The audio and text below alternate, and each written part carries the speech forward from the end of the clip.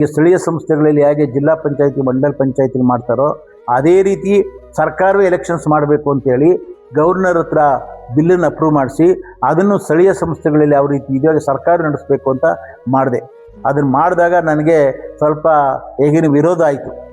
ಸರ್ಕಾರದಲ್ಲಿ ವಿರೋಧ ಆದ್ರೂ ನಾನು ಹೇಳಿದೆ, ನನ್ನ ಬ್ಲಡ್ ಹಿಡಿದು ಹಿಂದುಳಿದವರೆಗೂ ಇದು ಮಾಡಬೇಕು ಅಂತ ಮಾಡೋದ್ರಿಂದ ಕಷ್ಟವನ್ನು ಅನುಭವಿಸ್ದೆ. ಅದನ್ನು ನನಗೆ ಹೇಳೋದು ಅವಶ್ಯಕತೆ ಇಲ್ಲ. ಮತ್ತು ನಾನು ನಿಸ್ಪೃಹತೆಯಿಂದ ಪ್ರಾಮಾಣಿಕವಾಗಿ ಮುಖ್ಯಮಂತ್ರಿಗಳ ಕಾರ್ಯದರ್ಶಿಯಾಗಿ ಸಂಪುಟ ದರ್ಜೆ ಸ್ಥಾನವನ್ನು ಯಡಿಯೂರಪ್ಪನವ್ರು ಕೊಟ್ಟಿದ್ರು ನನಗೆ.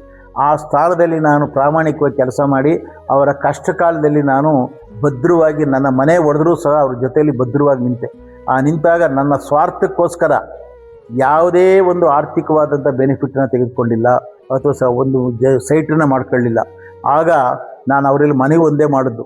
ನನ್ನ ಒಂದು ಸಂಕಲ್ಪ ಇದೆ, ನನ್ನ ಜನಾಂಗಕ್ಕೆ ಒಂದು ವಿದ್ಯಾಸಂಸ್ಥೆಗಳನ್ನು ಮಠವನ್ನು ಕಟ್ಟಬೇಕು, ಇಲ್ಲ ಅದಕ್ಕೋಸ್ಕರ ನನಗೆ ಜಮೀನು ಬೇಕು ಅಂದಾಗ ಆಗ ಅವರು ಹೇಳಿದ ತಕ್ಷಣವೇ ಪಾಪ 10 ಎಕರೆ ಜಮೀನು 5 ಕೋಟಿ ದುಡ್ಡನ್ನು ಅಸೆಂಬ್ಲಿನಲ್ಲಿ ಇಟ್ಟು ಪಾಸ್ ಮಾಡಿಸಿಕೊಟ್ರು. 8 ಎಕರೆ ಇವತ್ತು ಉಳಿದಿದೆ. ಅದರಿಂದ ಇವತ್ತಿನ ದಿವಸ ಇಲ್ಲಿ ಒಂದು ಕಲ್ಯಾಣ ಮಂಟಪವನ್ನು ಕಟ್ಟಿದ್ದೇನೆ, ಮತ್ತು ಹಾಸ್ಟೆಲನ್ನು ಮಾಡಿದ್ದೇನೆ, ಮತ್ತು ಸ್ಕೂಲನ್ನು ಮಾಡಿದ್ದೇನೆ, ಮಠವನ್ನು ಕಟ್ಟಿದ್ದೇನೆ, ಮತ್ತು ಯೋಗ ಜ್ಞಾನ ಮಂದಿರವನ್ನು ಕಟ್ಟಿದ್ದೇನೆ, ಮತ್ತು ನಮ್ಮ ಟ್ರಸ್ಟಿನ ಒಂದು ಅಡ್ಮಿನಿಸ್ಟ್ರೇಟಿವ್ ಬಿಲ್ಡಿಂಗ್ ಮಾಡಿದ್ದೇನೆ.